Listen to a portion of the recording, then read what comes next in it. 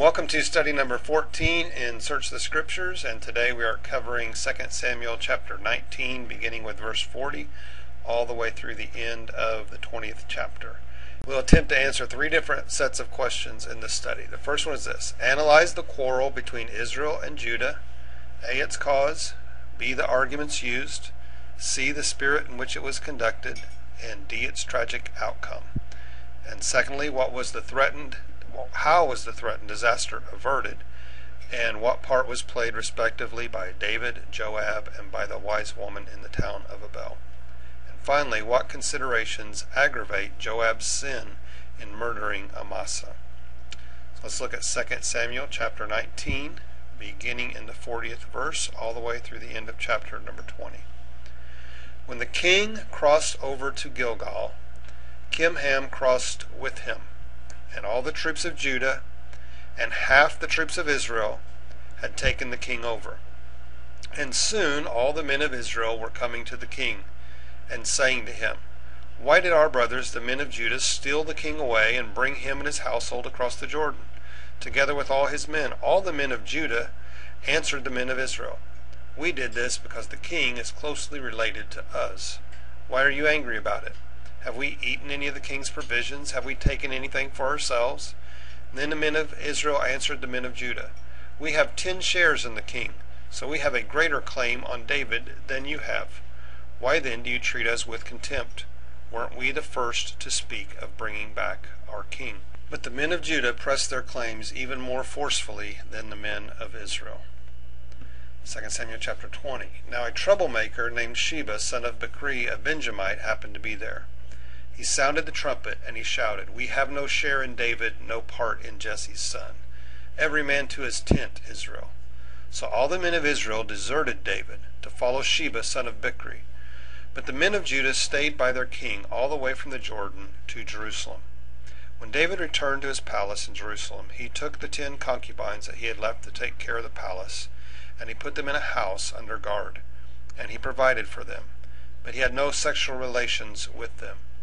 They were kept in confinement till the day of their death, living as widows. Then the king said to Amasa, "Summon the men of Judah to come to me within 3 days, and be here yourself." But when Amasa went to summon Judah, he took longer than the time the king had set for him. David said to Abishai, "Now Sheba, son of Bichri, will do us more harm than Absalom did. So take your master's men and pursue him, or he will find fortified cities and escape from us." So Joab's men and the Kerethites and the Pelethites and all the mighty warriors went out under the command of Abishai. And they marched out from Jerusalem to pursue Sheba, son of Bichri.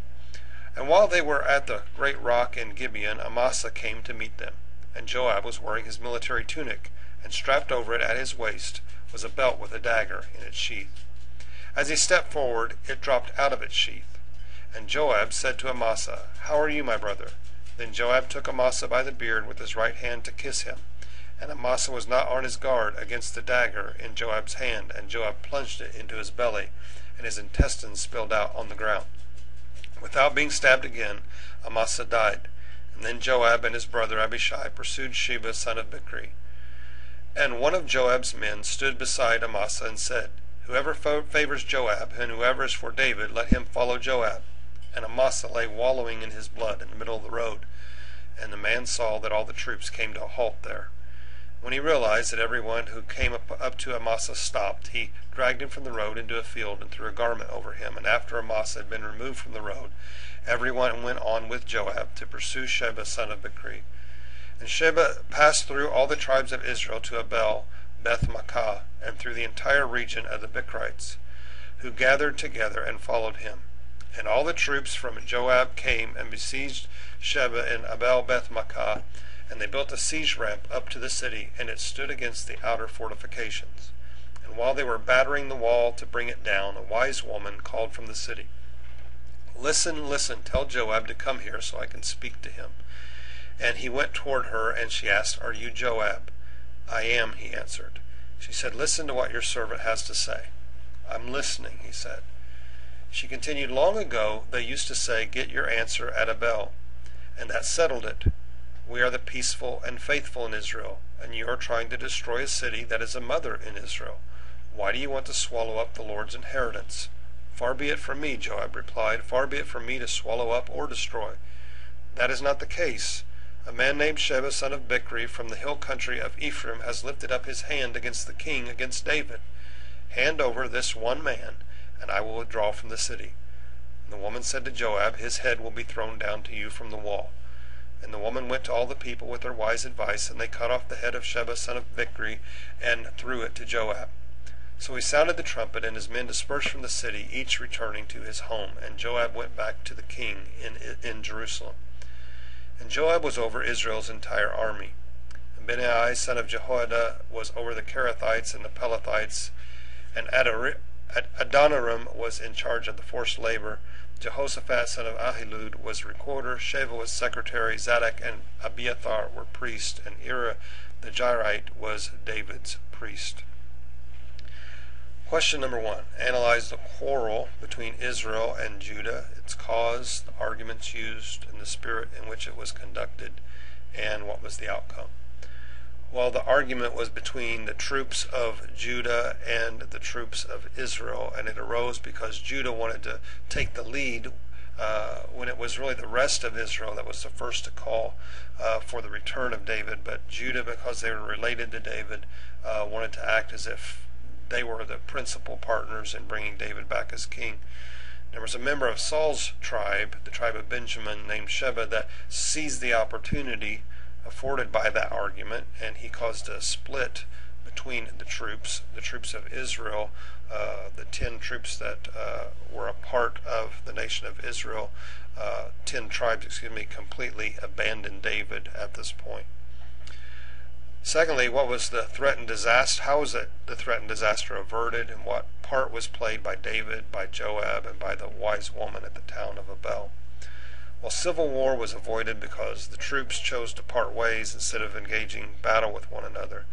Instead, David chose to pursue one man and not all of Israel. He chose to pursue Sheba, the troublemaker from Benjamin. And while he was pursuing him, Joab comes across the AWOL Amasa, and he kills him by stabbing him in the stomach with a dagger. And then he continues pursuing Sheba until he finally arrives at the city of Abel, builds up siege ramps against the city, and then a wise woman offers to throw Sheba's head over the wall if the troops will withdraw. After all that drama, it's the army of Israel that emerges completely and totally united under the powerful leadership of one commander, that commander being Joab. And finally, what considerations aggravate Joab's sin in murdering Amasa? Well, both Joab and David, in one way or another, are related to Amasa. And here we have again, just as Joab disobeyed an order of his king when he had killed Absalom, he once again goes against what would be the orders of the king when he takes the life of the king's commander that had replaced him without an order to do so. So while Joab is definitely arising as a better leader and a better commander, he has a really tremendous problem with insubordination. Hope this study in 2 Samuel has been a blessing to you today. Hope you're having a great day so far, and may God richly bless the rest of your day.